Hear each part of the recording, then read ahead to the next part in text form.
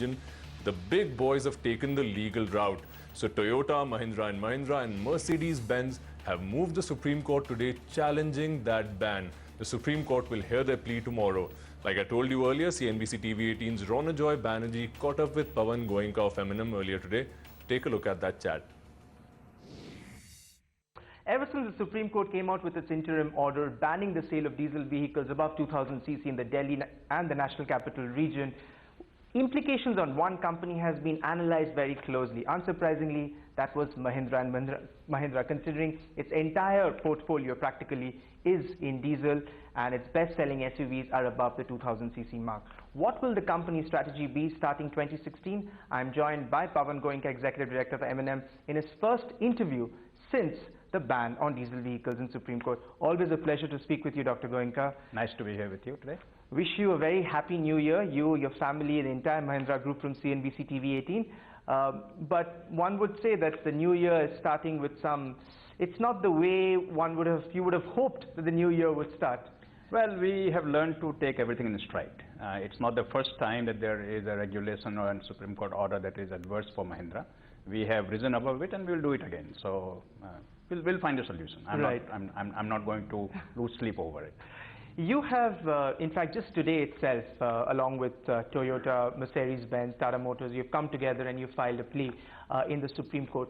What's your concern, sir, that you're trying to essentially bring to light the fact that by doing this, pollution, which is the main reason for banning diesel vehicles, will not be, that motive, that goal will not be achieved?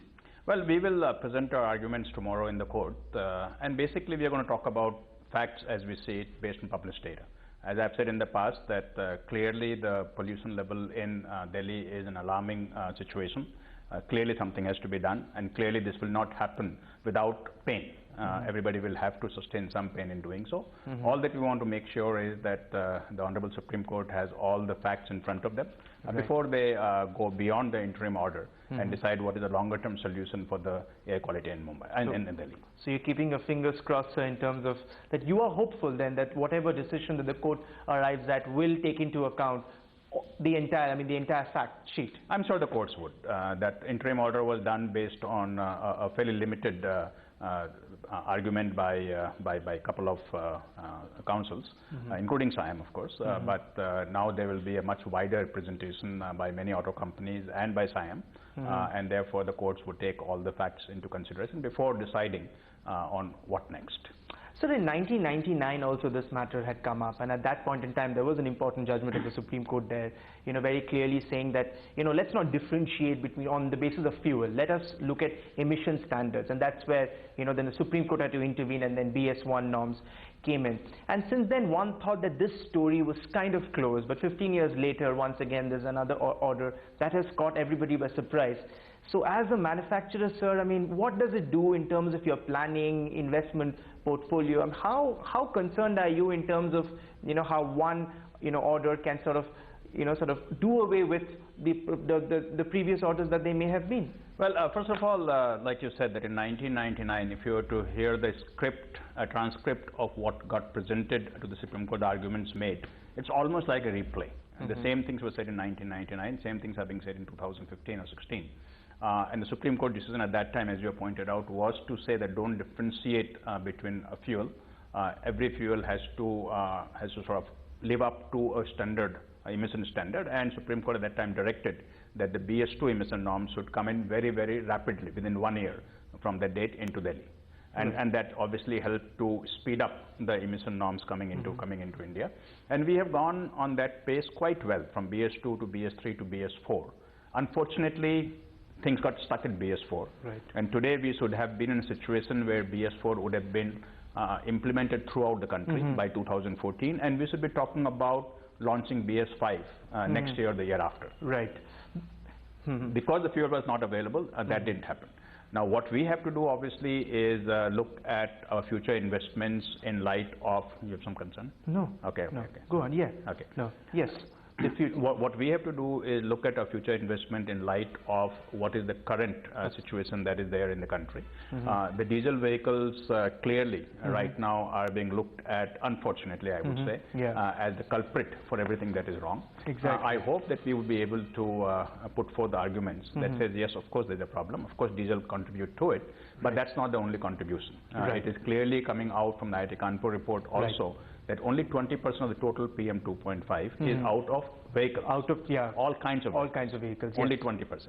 Out of that, only about 2 to 3% is out of diesel passenger cars. And in that out of that, only about 0.5% is out of newer vehicles. And therefore, all that we are going to plead is that, look, is it right? What's the alternative then, Dr. Goenka? Then, as for the auto industry, clearly it's a very challenging phase for the auto industry. It's being vilified, being seen almost as a villain by many of the NGOs. You would have seen some of the arguments saying it's the auto industry that is responsible for the delay in the implementation of the BS 4 and 5 norms, which we know it's because of the availability of fuel. But what can the auto industry do? So what is your solution then to this problem? So again, like you have said, that it's very convenient to put all the sort of responsibility on the auto industry, and I personally consider, and of course I'm biased, and therefore whatever I say will be sort of taken down with a pinch of salt, a handful of salt, and I'm biased undoubtedly, but again, the facts speak for themselves.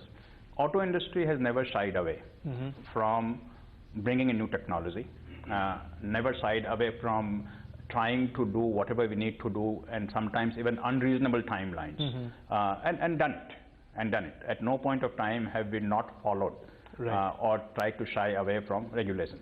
Right now in Delhi, in 1999, if you go back to the orders that were put forth by Supreme Court, the only thing that has been complied with is the emission norms of auto industry. There are a lot of other things that were there in that order. That has not happened. If that had happened, we will not have a pollution case today in front of Supreme Court if all of those things had been followed. Therefore, coming back to auto industry and saying, look, take care of this 20%, is not going to solve the problem. If 20 becomes 19, 18, 17, so what? There is still the 80% sitting outside the auto industry, and unless we are able to reduce the 80% to 70, 60, 50, the problem will remain. Auto industry, you fear, has become the punching bag for NGOs, for, let's not talk about the courts, let's talk about the NGOs, let's talk about the anti-diesel lobby that you've spoken about in the past. Is auto so there is a hierarchy? There's a hierarchy. First of all, there's an auto industry becoming the villain, and second, within auto industry, diesel vehicles becoming villain, and within diesel vehicles, saying the larger CC diesel engine are the villains, right? And all I'm saying again and again and again is look at the data. Nothing that Pawan Goenka is saying or Mahindra is saying or industry is saying, just look at the data. Data is done by independent sources and decide based on the data what is right. Clearly, we have to solve the air quality problem in Delhi. There is no shying away from that. Absolutely no way. We have to solve the problem. So in terms of our money where it will have the maximum impact in terms of reducing pollution. If it is banning diesel vehicles, so be it. But let it be based on some data. But let it be based on data.